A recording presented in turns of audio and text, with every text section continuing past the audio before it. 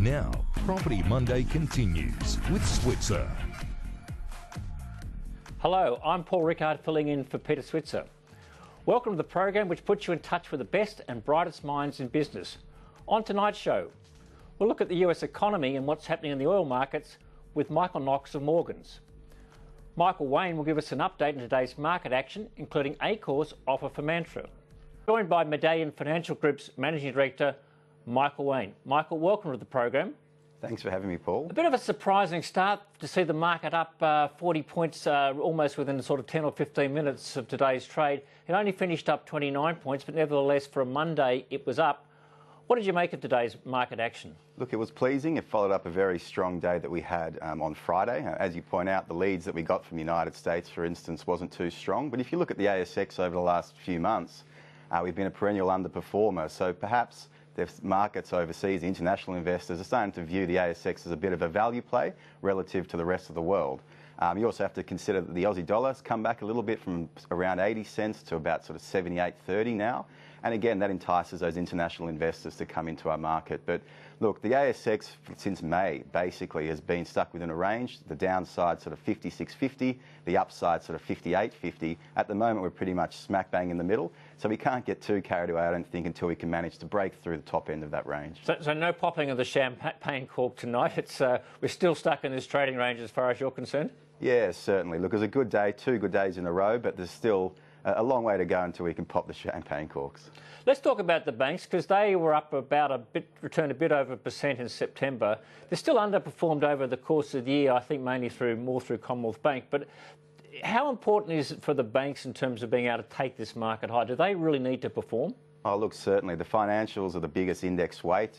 Throw in the material space and the miners. With those two sectors not moving in your direction, it's very hard for the ASX as an index to move higher. And that's the reason, basically, the ASX is still well below the GFC highs.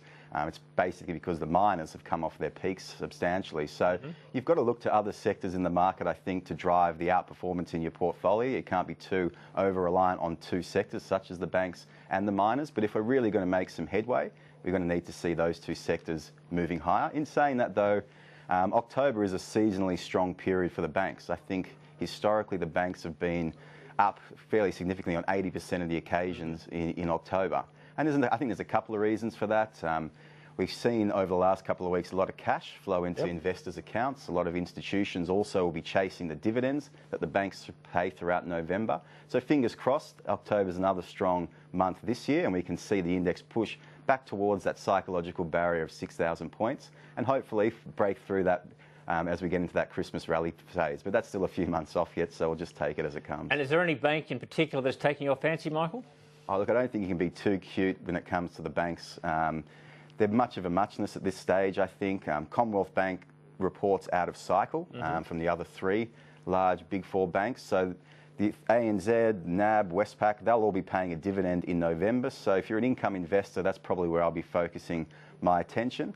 Generally speaking, I think it's going to be a lot harder for the banks to grow their earnings over the next sort of 3 to 5 years or so. If you look back over the last 30 years, we've seen interest rates come down to record lows. There's been a big explosion in credit. Housing prices have gone through the roof. So it's been a perfect storm for the banks. But going forward, I think it's going to be more so sentiment that drives the share price movements in banks. It's just, yeah. OK, let's go to another I was going to say market darling, but perhaps former market darling for all those Telstra shareholders out there.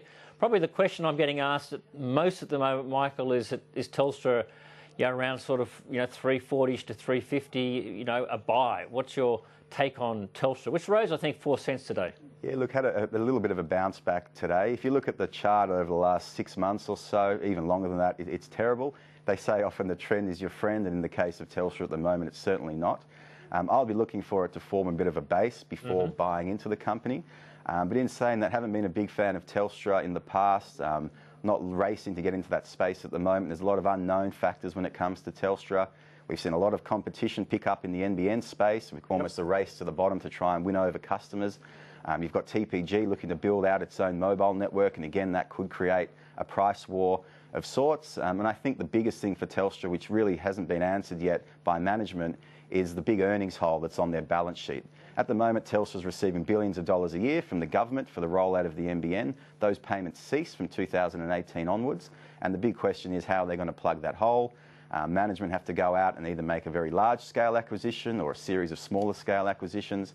And as I've sort of mentioned in the past, with that comes an element of risk. And often in the past, Telstra has been seen as a very low-risk play.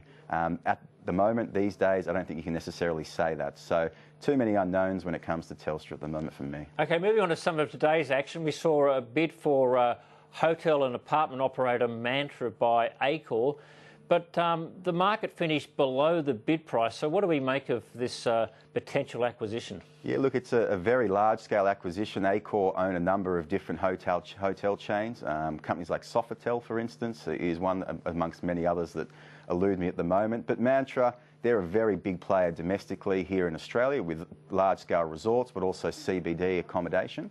And the accommodation space in Australia has been really uninvested in over the last number of years. So vacancy rates in Australia are very, very low. Average nightly stay rates are very high, and the pricing of those rooms is very high. So Accor's obviously seen an opportunity to come into that space. The lower Australian dollars enticed a lot of international travellers. We've obviously got emerging middle classes throughout, say, China, for instance, which has been drawn to the local tourism space. So it's definitely a positive. As you pointed out, though, the share price is still languishing below the offer price of $3.96, and that's because there's a lot of risk at the moment that this doesn't go through. Obviously, there's the issue of ACCC potentially. At this stage, Accor's only going through the books of Mantra. There's been no sort of unconditional offer as such. So I think there's still a bit of water to go under the bridge with this one, although it certainly is a positive. There's been some speculation in the press probably for the last 6 months or so, whether it be sort of Hyatt or Ridges, or not Ridges, sorry, Hyatt or a couple of other large-scale international hotel operators that have been looking into Mantra, but today we got the first cab off the rank. There might well be another bid to come out from one of these other big players, which could push the share price up even further. But when you consider that Mantra listed only a few years back at $1.80, I don't think shareholders can be too unimpressed with today's offer. It did get to the mid-fives, didn't it, at one stage? But yeah. I guess the market's saying it's not really a done deal, I suppose, as the take.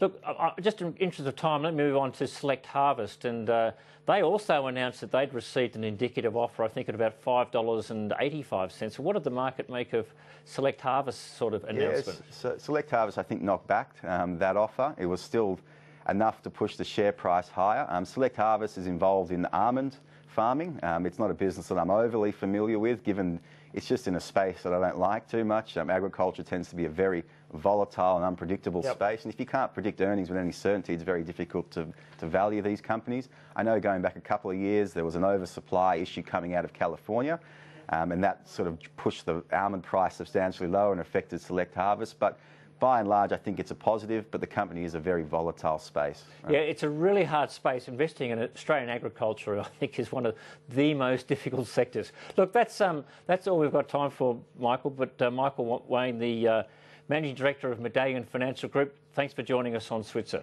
Thanks for having me again, Paul.